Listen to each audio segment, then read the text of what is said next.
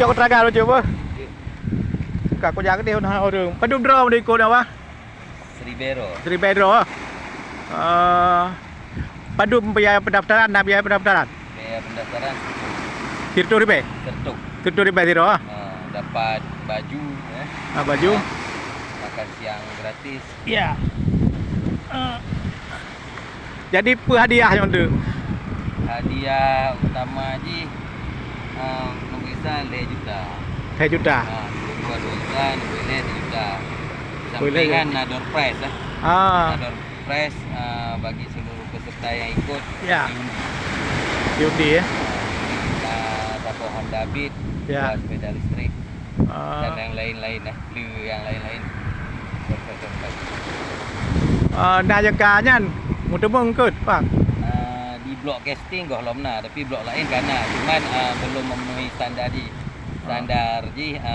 minimal 4 on. 4 on dah. Oh je macam apa dah. Atau di Miyuman yang betul. Nyon nan bapak tu nak dah. Indra. Pak Indra panitia.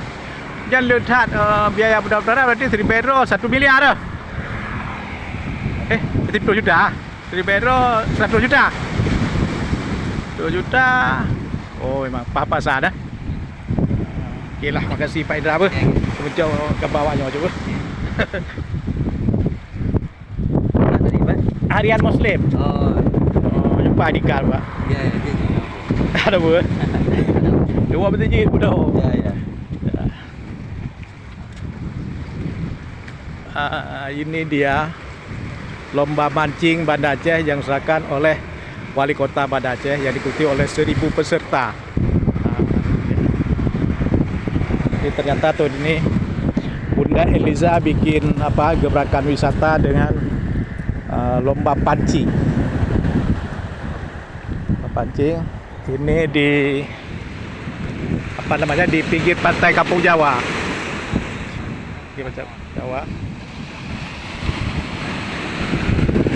Sepanjang dermaga ini, bukan dermaga ini, sepanjang tanggul ini dijadikan sebagai lokasi memancing. Sekitar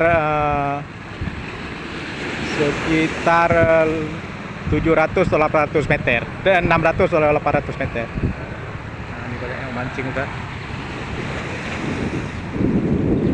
Dan ini mereka. Ini sepanjang 100 meter dari barat ke arah timur sana penuh pemancing. Ini masih longgar.